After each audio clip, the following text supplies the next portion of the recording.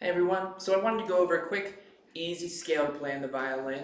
I like to start with G because it has starts with our lowest string. So we're going to start right in that open G.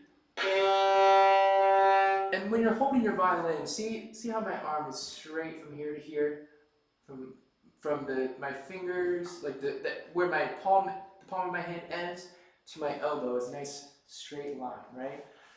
We don't want to see that, right? Our wrist bending in, that's not what we want. We want bending outward just a little bit so that it's nice and straight line here, right? So from there, you're going to hold the neck of the violin, that's this part right here, between your forefinger and your thumb. You're just going to let it sit gently there. See? All my fingers are not being used. My thumb isn't clenching the instrument. It's just held there. And then we're gonna drop our thumb just a little bit so you see that space there? Little rabbit hole where you can fit your bow in there, right? And then your thumb should just come off a little bit off the instrument neck there. Then your first finger is gonna go down and pretty much touch your thumb. So it's gonna look like that, right? So almost just like that. Here we go. Maybe you can see it better right here. My thumb is there. Then the first finger goes directly on right where the thumb is, basically, for that A. So we're going to start with G, A, which is our first finger. We'll go from there to a high 2. So you can see it's about an inch away from my first finger, kind of depending on the size of your violin. Go 1 to high 2, and then 3 is a half step away, very close. And 3 is G. So, 3 is C. So we go G to A to B natural to C. And that's that first string. From there, we'll go up to our open D. Nice open string. No fingers being used.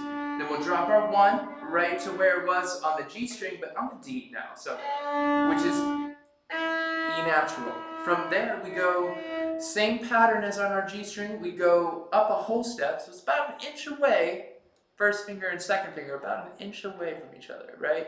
And then third finger is going to land right past the second.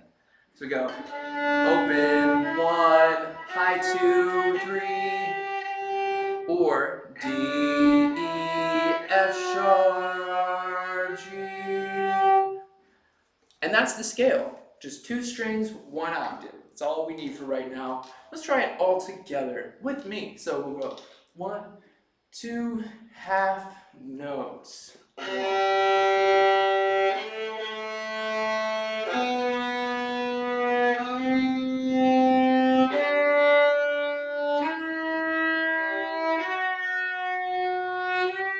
then back down.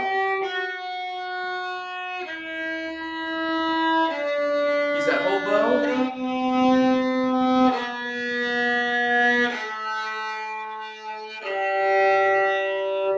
Nice. And if you want to try something else a little extra with that scale, it's a very good exercise to learn is the arpeggios. We have G to our high 2 on the G string, which is B, B,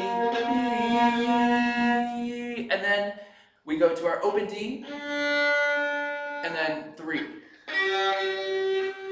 I'll let you see it this way. So we have open G, high 2, open D, and then third finger.